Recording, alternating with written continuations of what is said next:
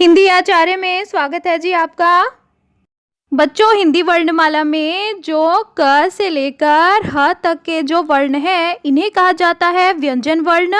और अ आ इ ई उ ऊ ए आई ओ औ और री, ये जो 11 वर्ण हैं इन्हें स्वर कहा जाता है बच्चों। तो बच्चों, जो स्वर अक्षर होते हैं उन्हें अक्षर की तरह भी इस्तेमाल किया जाता है और उनका मात्राओं की तरह भी इस्तेमाल होता है बच्चों। दोनों तरह से उनका इस्तेमाल होता है। व्यंजनों की मात्राएं नहीं होती बच्चों, स्वरों की मात्राएं ही होती हैं। स्वरों को या तो हम वर्ण की तरह या अक्षर की तरह भी लिख सकते हैं, जिसे कहा जाता है उनका मूल रूप, और स्वरों को हम उनकी मात्राओं के तौर पर भी प्रयोग करते हैं। तो आइए एक एक करके सभी मात्राओं को समझते हैं।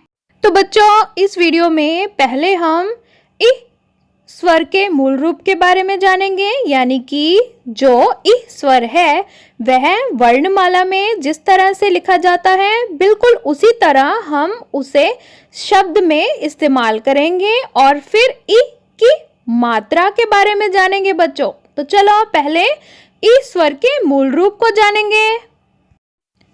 इस, इत्र यानी कि परफ्यूम, इमली इच्छा यानी कि ख्वाहिश, इमारत यानी कि बिल्डिंग, इससे इलाहाबाद, इलाका और इटली। अब बच्चों, हम इ की मात्रा के बारे में बात करते हैं। सबसे पहला उदाहरण आपके सामने है दिन।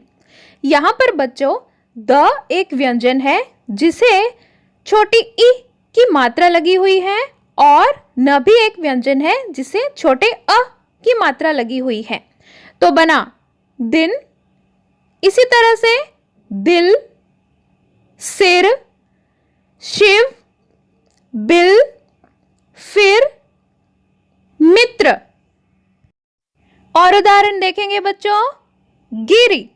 देखो बच्चों, गिरी एक ऐसा शब्द है जिसमें ग व्यंजन को छोटी ई की मात्रा लगी हुई है, इसके साथ ही र व्यंजन को भी ई की मात्रा लगी हुई है, और गिरी का अर्थ होता है बच्चों पहाड़। इसी तरह से शिविर, शिविर में भी श को ई की मात्रा लगी, व को ई की मात्रा लगी और र को अ की मात्रा लगी बच्चों। शिविर का मतलब होता है कैंप।